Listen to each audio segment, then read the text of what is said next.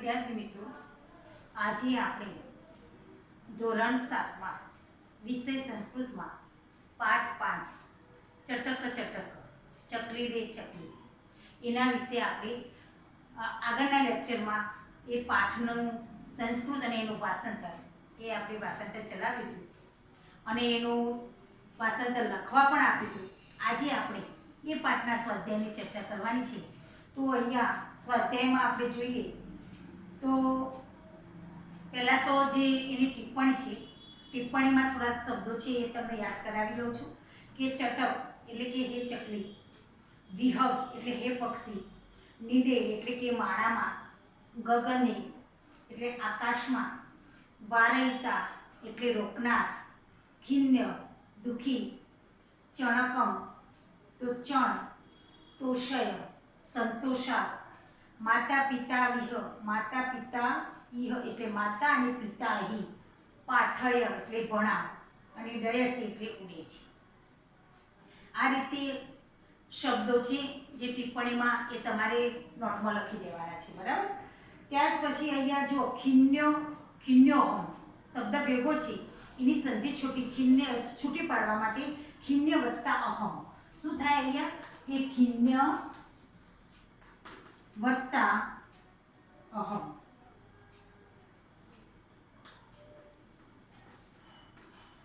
આ રીતે શબ્દ છૂટો પડે છે એનો.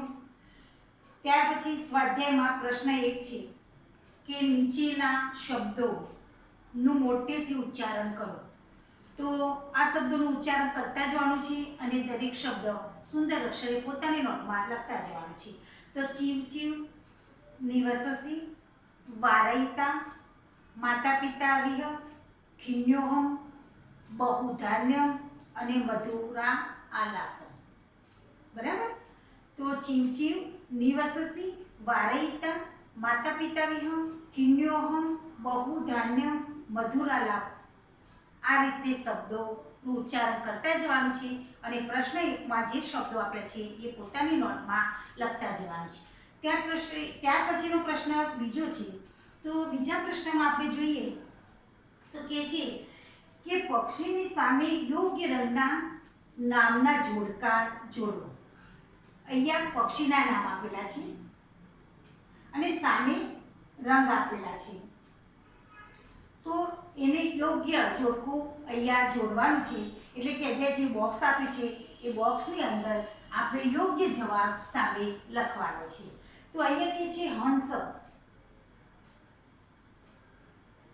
તો હંસ એનો જવાબ થશે શ્વેત. શું આવશે? શ્વેત.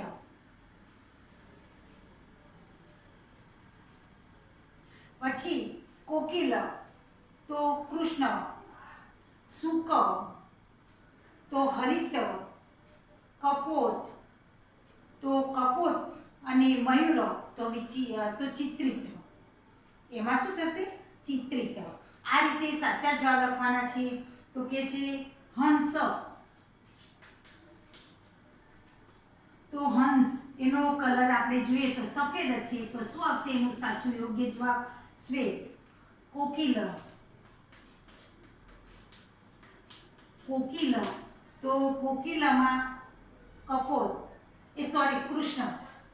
કોકિલ તો કૃષ્ણ. ત્યાર પછી શુક તો હરિત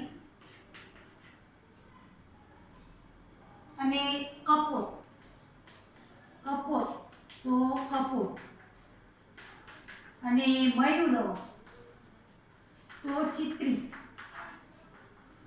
બરાબર. આ રીતે યોગ્ય જોડકા થાય છે. હંસ એટલે શ્વેત, કોકિલ એટલે કૃષ્ણ, શુક એટલે હરિત, કપોત એટલે કપોત અને મયુર એટલે ચિત્રિત. આ રીતેના યોગ્ય જવાબ સામે આપ્યા છે એમાંથી આપણે યોગ્ય જોડકું બનાવવાનું છે. ત્યાર પછીનો જે પ્રશ્ન 3 છે, પ્રશ્ન 3માં કહે છે કે ખાલી જગ્યાઓ પૂરો. તો ચટક ખાલી જગ્યા નિવસતી.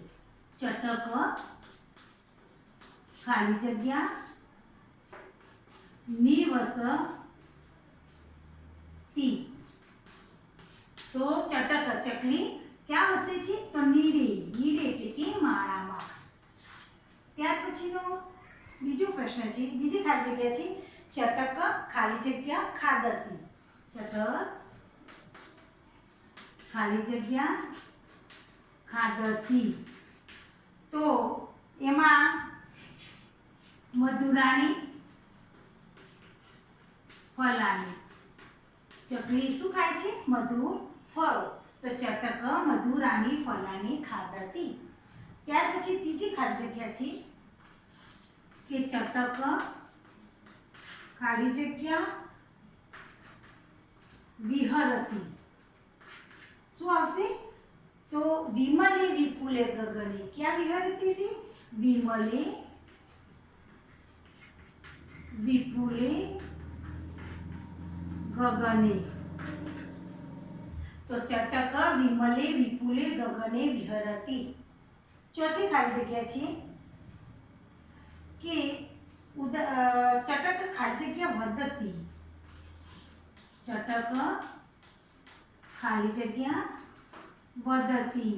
તો ચીવચીવ. ચીવચીવ વધતી. બરાબર, આ રીતે ખાલી જગ્યાઓમાં જવાબ આવશે. ત્યાર પછી પ્રશ્ન 4 છે કે ઉદાહરણમાં આપેલ ક્રિયાપદ જેવા અન્ય ક્રિયાપદો કાવ્યમાંથી શોધીને લખો અને બોલો. ઉદાહરણમાં આપ્યા છે તેવા જ ક્રિયાપદો કાવ્યમાંથી, એટલે કે આખા જ કાવ્યમાંથી જે જગ્યાએ એવા ક્રિયાપદો આવે એ શોધવાના છે, લખવાના છે અને બોલવાના છે. તો ઉદાહરણમાં આપેલા છે અહીંયા કુંજસી આપ્યું છે, ત્યાર પછી નિવસસી આપ્યું છે. આપણે આવા બીજા ક્રિયાપદો શોધવાના છે. તો બીજા ક્રિયાપદોમાં આપણે લઈ શકીએ છીએ ખાદસી. ખાદસી. ત્યાર પછી વિહરસી.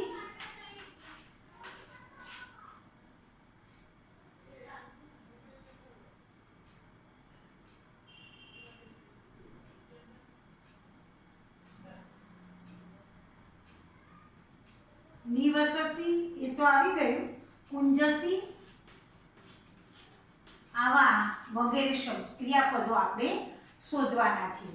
ત્યાર પછીનો પ્રશ્ન છે કે પ્રશ્ન 5. જે પ્રશ્ન 5માં આપણે જોઈએ કે શું કહેવા માંગે છે કે તમને જે રેખાંકિત શબ્દો છે, મતલબ કે રેખાંકિત શબ્દોના સ્થાને કૌંસમાં આપેલા શબ્દોનો ઉપયોગ કરીને અન્ય વાક્યો બનાવો. તો અહીંયા રેખાંકિત શબ્દો તો જોઈએ આપણે કે પહેલું જે છે ત્વમ નિરમ પીબ. તો નિરમ શબ્દ વચ્ચે રેખાંકિત શબ્દ છે. બીજામાં છે ત્વમ ચળકમ સ્વીકુરુ. તો ચળકમ નીચે છે અને ત્વમ ચીવચીવ વદ. તો ચીવચીવ. આ રીતે રેખાંકિત ત્રણેય વાક્યોમાં રેખાંકિત પદા છે એની જગ્યાએ જે કૌંસમાં આપેલા શબ્દો છે એ શબ્દનો ઉપયોગ કરી અને આપણે વાક્ય ફરીથી બનાવવાનું છે. તો અહીંયા જોઈએ આપણે કે ત્વમ નિરમ પીબ. બરાબર, તો આ રેખાંકિત શબ્દ છે અને કૌંસમાં આપ્યું છે દુગ્ધમ રસમ અને શીતપ્રિયમ. તો આપણે એવી રીતે વાક્ય બનાવવાનું છે ત્વમ દુગ્ધમ પીબ.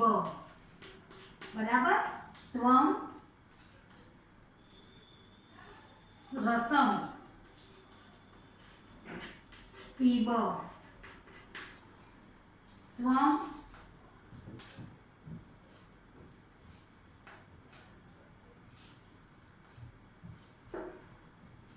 શીતપ્રિયમ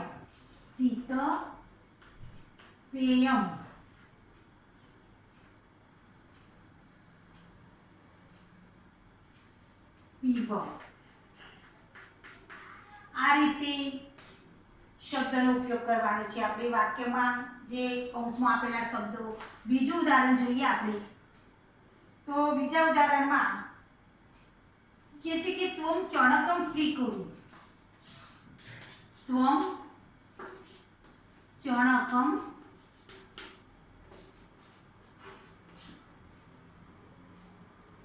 સ્વીકુરુ. આગળ છે પુસ્તકમ, ધનમ અને પારિતોષિકમ. તો આપણે લખી શકીએ કે ત્વમ પુસ્તકમ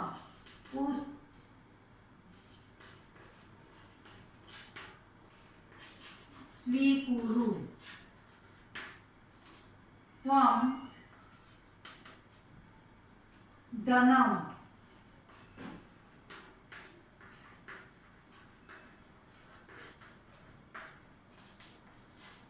ત્વમ પારિતોષિક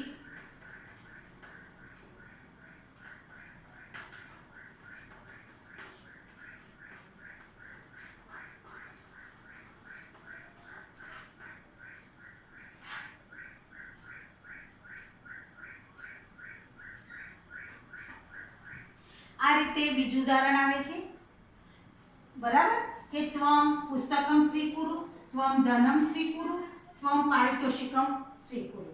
એવી રીતે ત્રીજામાં છે, ત્રીજામાં આપણે જોઈએ કે ત્વમ ચીવ ચીવ વદ. તો એમાં ગીતમ, શ્લોકમ અને સંસ્કૃતમ. તો કે છે કે ત્વમ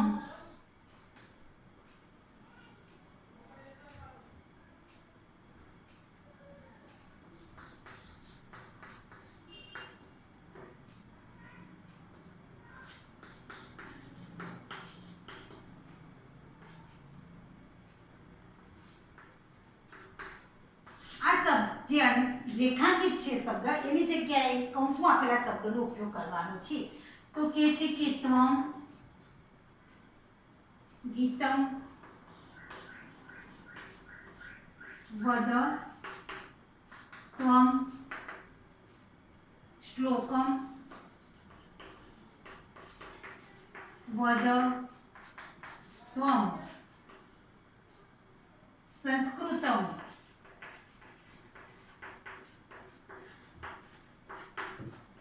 વદ.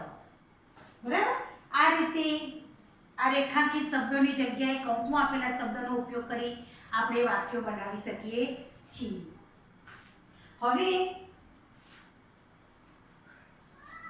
જે વિદ્યાર્થી મિત્રો બાજુના પાના ઉપર જે પ્રવૃત્તિ એટલે કે એમાં છે પ્રશ્ન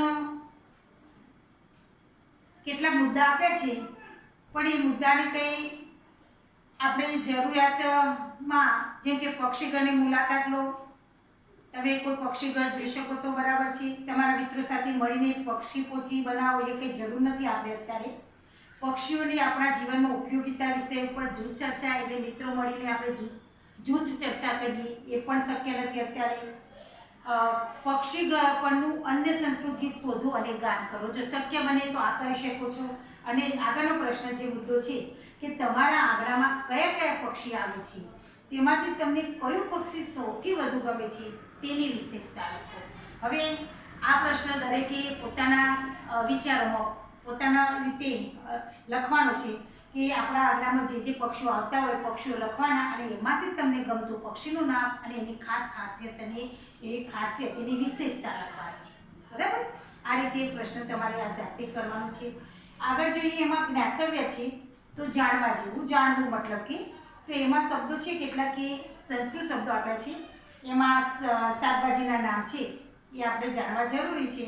તો મૂલકમ એટલે કે મૂળો, આલુ તો બટાકું, પછી કોસાતકી તો ભીંડો, પછી પલાંડુ તો ડુંગળી, ગાજરમ ગાજર, કુષ્માંડમ તો કોળું, પટોલ તો પરવળ અને અલાબુ તો દૂધી. આ રીતે આ જાણવા જેવું ત્યાં સુધીના શબ્દો આપણે ધ્યાનમાં લેવાના છે.